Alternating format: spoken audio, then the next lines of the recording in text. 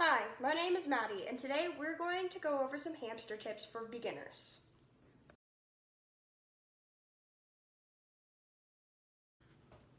Tip 1 is to educate yourself on the species. Some hamsters can live in groups or pairs, such as the Roborowski, the Campbell's hamster, the winter white hamster, and hybrid hamsters. But hamsters like Syrian hamsters that are strictly solitary animals, meaning that even in the wild they would live alone, should be always kept this way when you are owning them as a pet.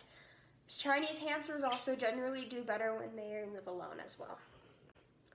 Although Chinese hamsters should be kept alone, some people have had some success of having them live in groups or pairs, but it is not very recommended as by nature they are solitary, just like the Syrian hamsters.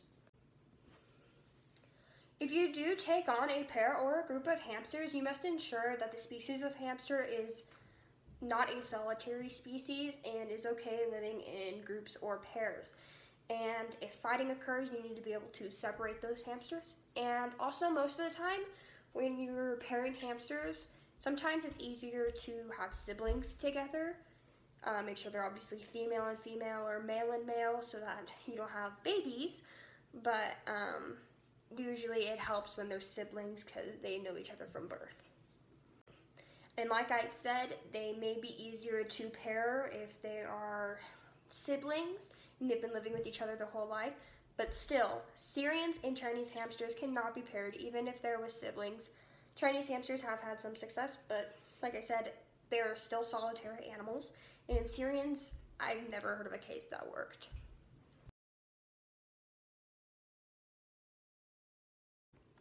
Next is to give the hamster space. This is very important as hamsters, yes, they sleep most of the day, but at night they are very active and like to move about and live their life.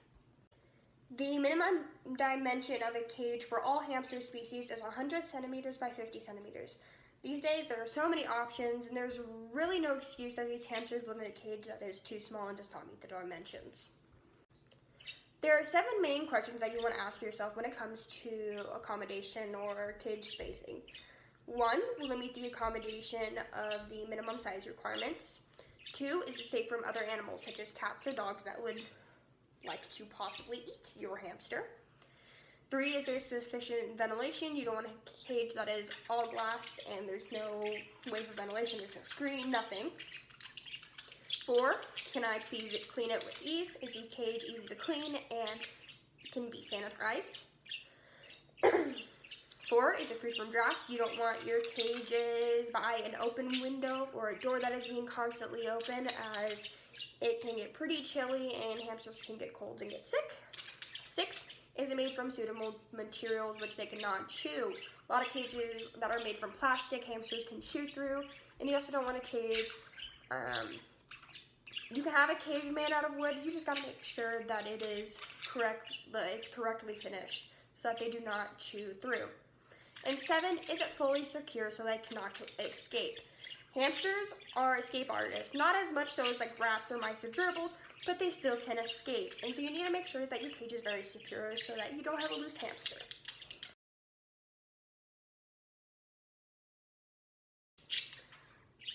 Third tip is provide a lot of enrichment. Hamsters need a lot of mental stimulation in order to keep them happy and healthy. Having a large cage is great, but to make it even better, you can provide a lot of enrichment for your hamsters to stimulate their brains. Giving them activities to do will prevent boredom, and it is great fun to watch them display their natural behaviors around the toys. You should also take into consideration some of their natural instincts to encourage this, such as possibly building an area in the cage that they can dig. Hamsters naturally dig, that's how they live. I personally tend to avoid buying commercial store food. There are good ones out there, but a lot of them do not meet the nutritional requirements. So because of this, it is very easy for you to make your own hamster mix at home, which is very easy to make. You do need a lot of ingredients, but it's very easy and it's a lot healthier for your hamster. Last but not least is the final tip, which is spot cleaning their cage. Some hamsters can even be litter trained. Chinchilla sand is one of the most popular substrates for a hamster litter box, as it can be easily trained with like a little scoop, like a miniature cat litter scoop. But if your hamster doesn't use a litter tray, you will most likely have to address the areas in the cage where your hamster urinates or defecates the most, which is usually in the corners, as this is what they feel most comfortable with.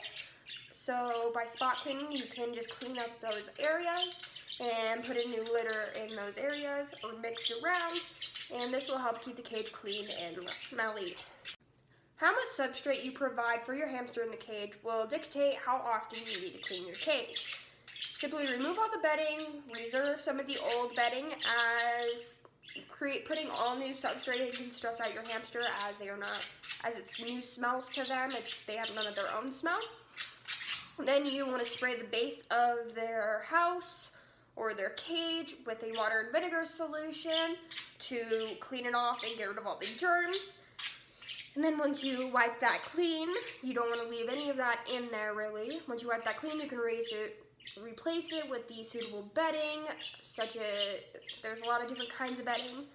And I will go deeper into that on a different video. And then once you have filled your cage up with fresh bedding, sprinkle some of its old bedding over the top so that it all smells like they know it.